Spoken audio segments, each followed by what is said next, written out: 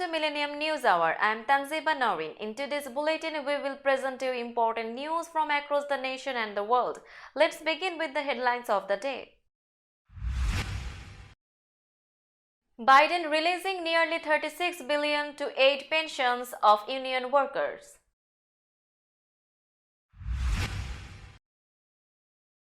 Brittany Griner back home in US after Russian prisoner swap.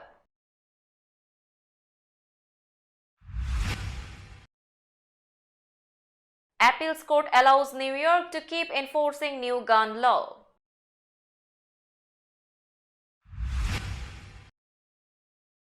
US sending $275 million in military aid to Ukraine.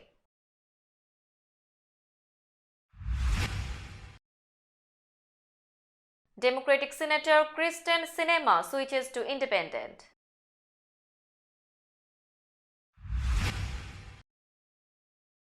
Yellen Malerba become first female pair to sign US currency.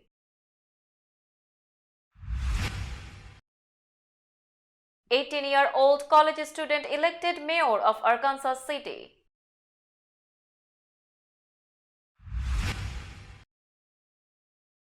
Phyllis slain boy in box. 66 years later, we know his name.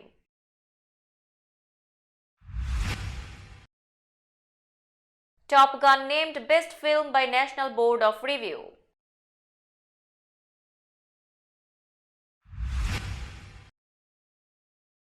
Kristen Stewart to lead 73rd Berlin Film Festival jury.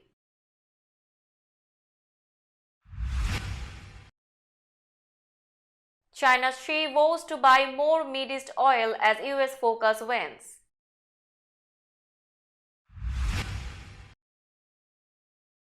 Total Energies walks away from stake in Russian gas producer.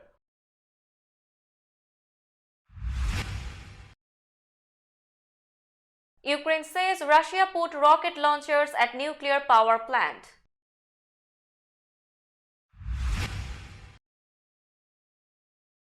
China struggles with COVID infections after controls ease.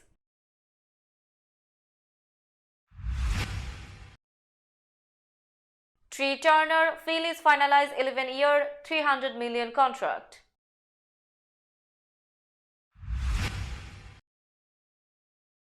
Portugal coach said Ronaldo did not threaten to leave World Cup.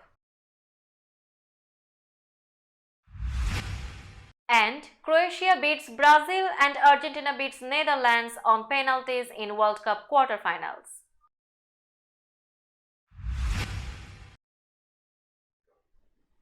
Now news in detail.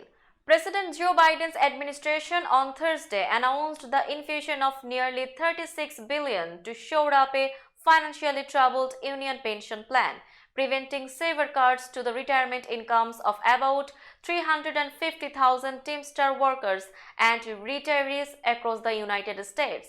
"It's about everything you worked for," Biden said, with union officials standing behind him. "It's about finding a dignified retirement. The money for the Central States Pension Fund is the largest amount of federal aid provided for a pension plan," the Biden administration said. "It comes from the American Rescue Plan, a $1.9 trillion coronavirus relief package that he signed into law in 2021.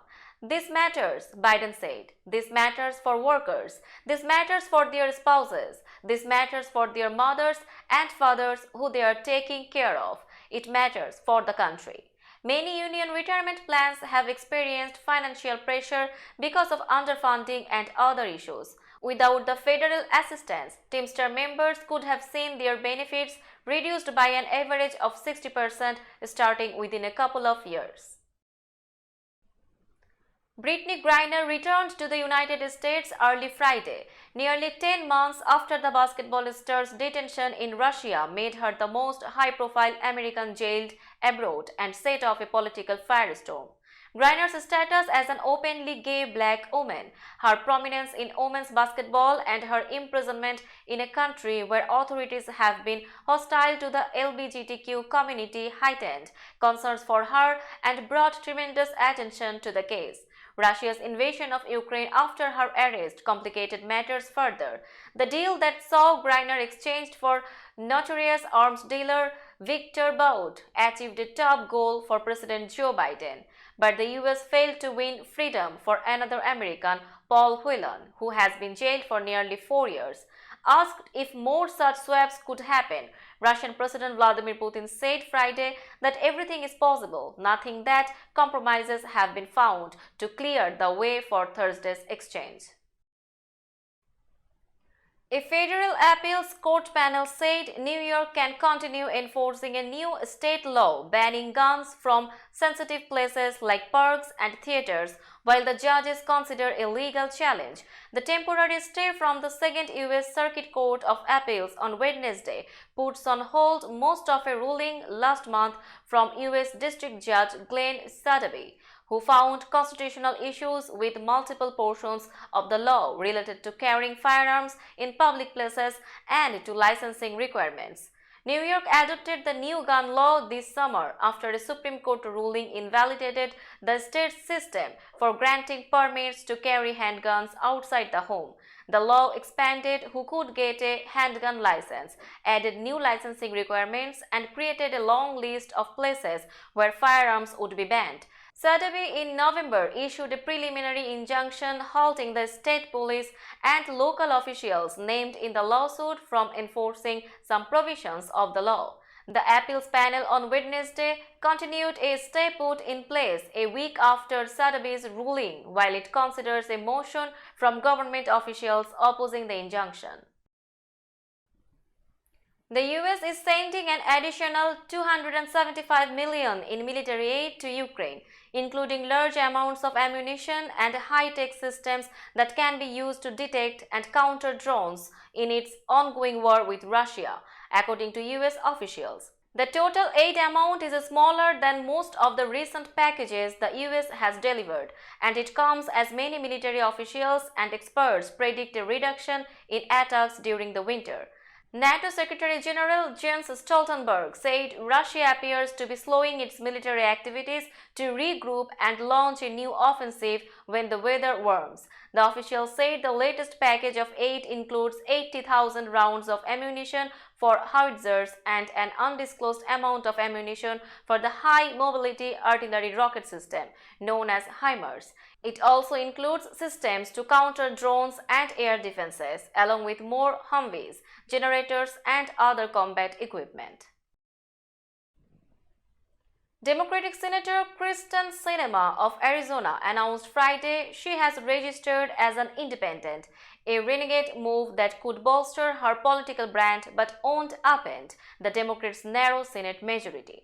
She says she will not caucus with Republicans. Sinema, who faces re-election in 2024, has modeled her political approach on the maverick style of the late Republican Senator John McCain of Arizona, a vibrant yet often unpredictable force in the Senate. She tends toward the state's independent streak, frustrating Democratic colleagues at times with her overtures to Republicans and opposition to Democratic priorities. Treasury Secretary Janet Yellen on Thursday helped mark a milestone in U.S. history when she held up a newly minted $5 bill signed for the first time ever by two women. Yellen's signature will appear alongside that of U.S. Treasurer Lynn Melriba, the first Native American in that position. Two women on the currency for the first time is truly momentous, added Melriba, who traveled with Yellen to a bureau of engraving and printing facility in Fort Worth to provide their signatures. The ceremonially signed fresh sheets of bills in $1 and $5 denominations and posed with samples to mark the history-making moment. The new notes will go into circulation next year. An 18-year-old college student has been elected to serve as mayor of a small East Arkansas city, becoming one of the youngest people to serve as the city's top leader in the U.S. Jalen Smith, who is black, was elected mayor of Earl in Tuesday's runoff election, winning 235 votes to Naomi Matthews' 183, according to complete but unofficial results. He is among the youngest mayors elected in the United States and would be the youngest member of the African American Mayors Association. Phyllis Dickerson, Chief Executive Officer of the association, told the Arkansas Democrat Gazette that the association's current youngest member is Cleveland Mayor Justin Bibb, who is 35 years old. Smith is among a handful of people elected mayor before turning 20, including Michael Sessions, who was elected mayor of Hillsdale, Michigan in 2005 when he was 18, and John Tyler Hammonds, who was elected mayor of Muskogee, Oklahoma in 2008 when he was 19.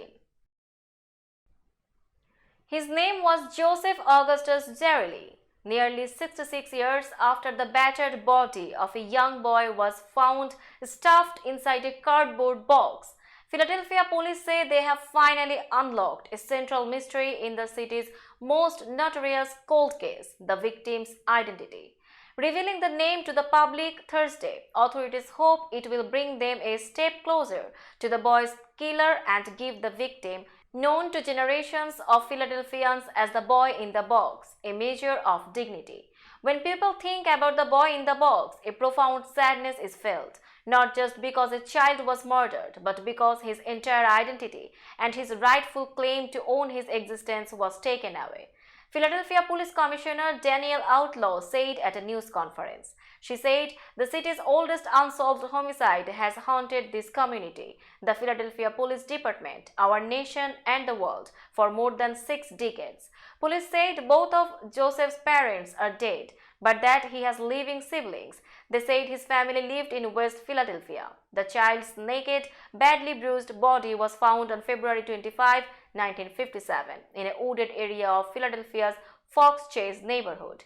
The boy, who was 4 years old, had been wrapped in a blanket and placed inside a large JCPenney bassinet box. Police say he was malnourished. He had been beaten to death. Top Gun Maverick, 2022's biggest box office hit, has been named the best film of the year by the National Board of Review.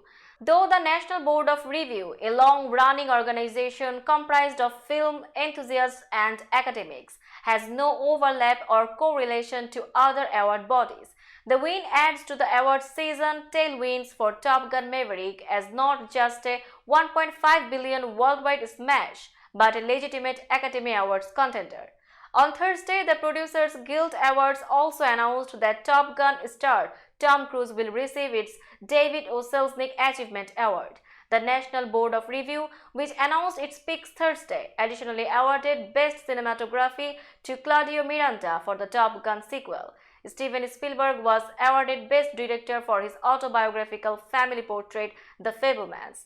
Gabriel Lovell, who plays a fictionalized stand-in for young Spielberg, also won for Breakthrough Performance.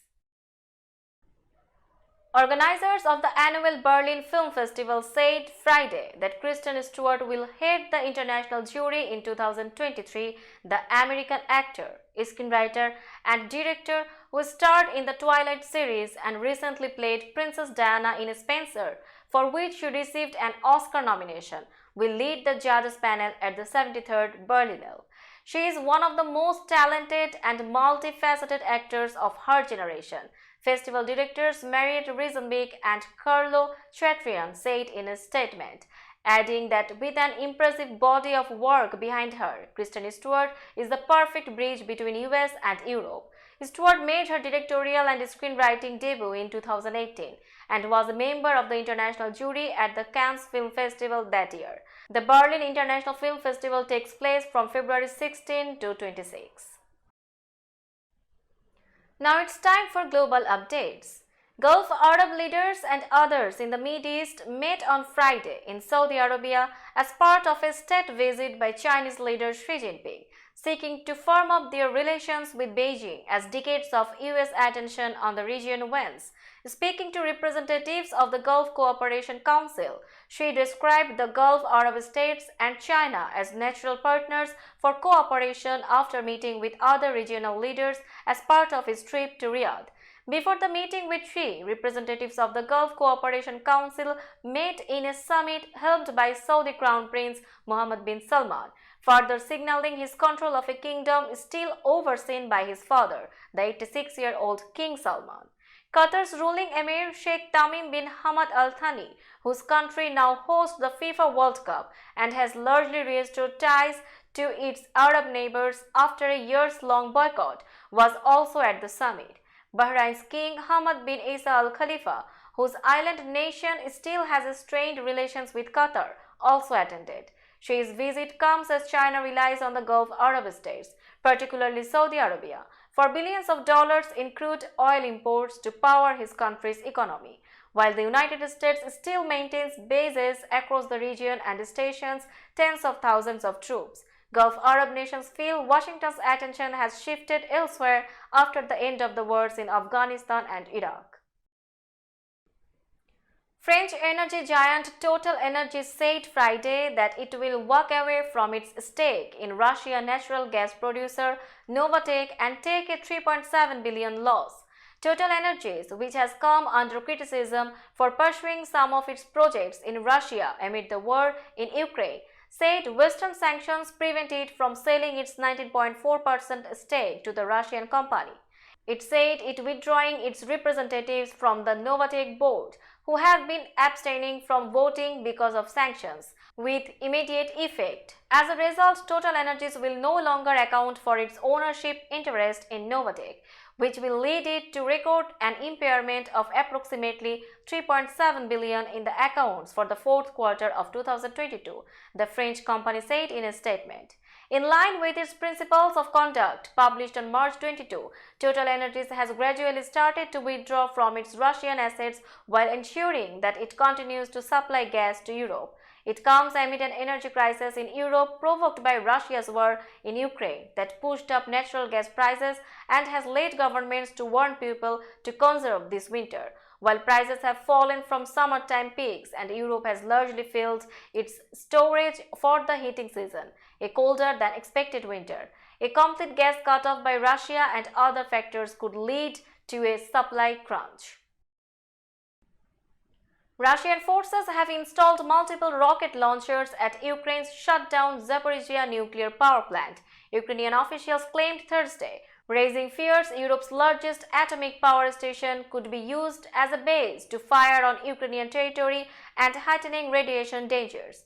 Ukraine's nuclear company Energoatom said in a statement that Russian forces occupying the plant have placed several Grad multiple rocket launchers near one of its 6 nuclear reactors. It said the offensive systems are located at new protective structures the Russians secretly built, violating all conditions for nuclear and radiation safety.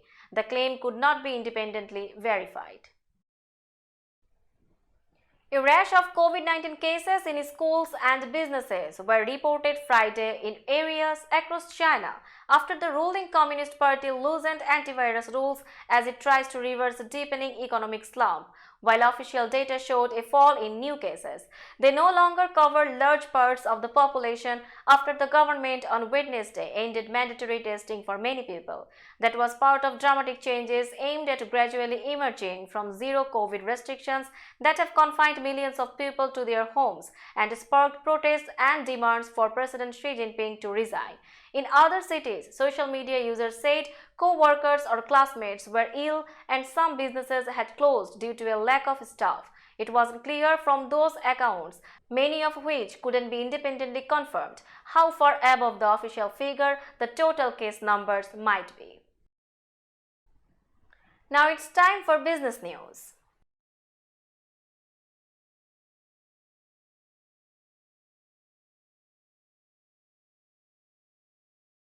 Today's New York stock close price is 15,291.05.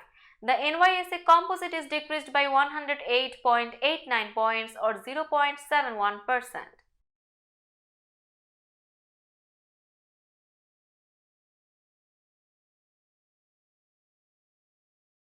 Tokyo stock close price is 27,901.01.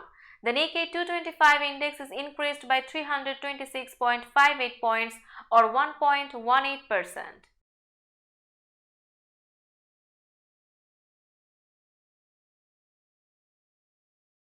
Shanghai stock close price is 3,206.9502.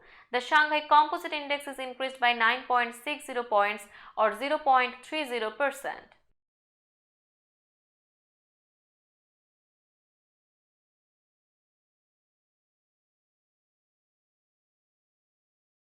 Hong Kong stock close price is 19,900.87. The Hang Seng Index is increased by 450.64 points or 2.32%.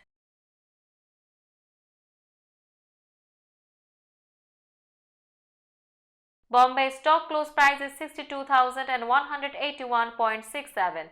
The Sensex Index is decreased by 389.01 points or 0.62%.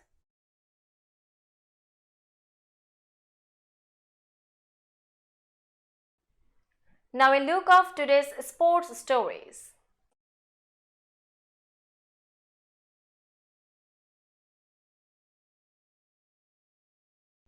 Bryce Harper logged Philadelphia's first recruiting pitch over the summer when the injured All-Star used a guest stint in the broadcast booth to advocate for the future free agent and his former Washington teammate.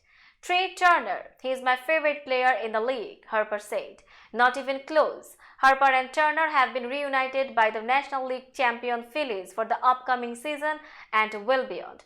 Turner's $300 million, 11-year contract with the Phillies was finalized Thursday, a deal that will take the 29-year-old shortstop and 2021 NL batting champion into his 40s. A long-term risk, perhaps, for the Phillies, but one owner, John Middleton, and President Dave Dombrowski were willing to take with the Phillies championship window open for the next few seasons. Harper still has 9 years left on his $330 million, 11-year free agent deal, though he could miss at least 2 months as he recovers from elbow surgery. Cristiano Ronaldo did not threaten to leave the World Cup after being dropped from the team to play Switzerland in the round of 16, Portugal coach Fernando Santos said Friday. Santos did acknowledge his star player was not happy to be told he was not in the starting lineup in a private meeting on Tuesday after lunch, hours before the game. Ronaldo's replacement, Gonçalo Ramos, scored 3 goals in 6-1 win. The all-time leading scorer for Portugal came off the bench in the 74th minute. Cristiano obviously was not very happy about it. He told me, "Do you really think it's a good idea?" Santos said one day before facing Morocco in the quarterfinals. "He has never told me that he wanted to leave the national team," Santos said in translated comments, dismissing reports in Portuguese media. "It is time we stopped with this conversation and the controversies." He celebrated all the goals that we scored. Now the World Cup football match reports. Neymar is again going home without a World Cup title. Luka Modric's quest continues unabated.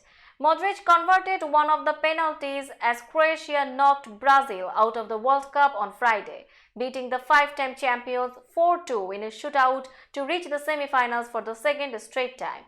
Neymar tied Pele's record for most goals for the national team, giving Brazil the lead in extra time, but he wasn't among the 4 Brazilian players to take a penalty in the shootout, instead reduced to tears on the field at Education City Stadium while the red and white-clad Croatians celebrated.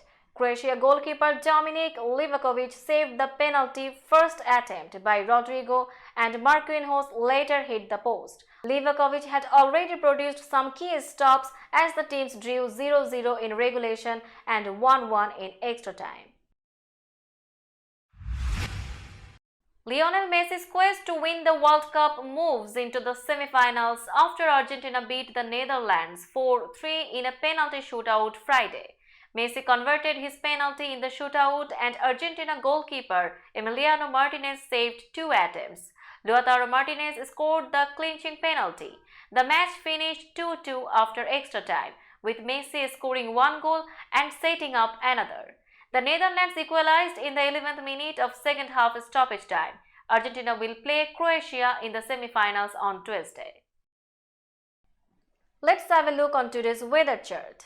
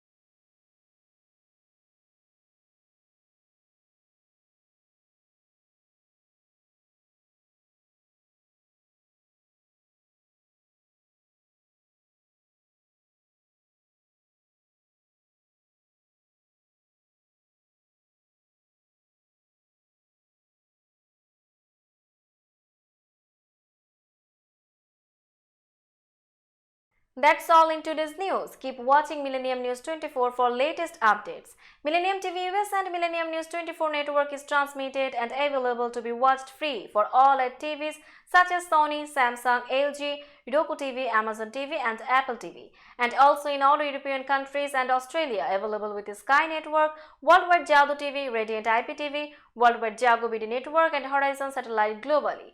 Stay connected with us for all types of informative and entertainment programs. Thank you.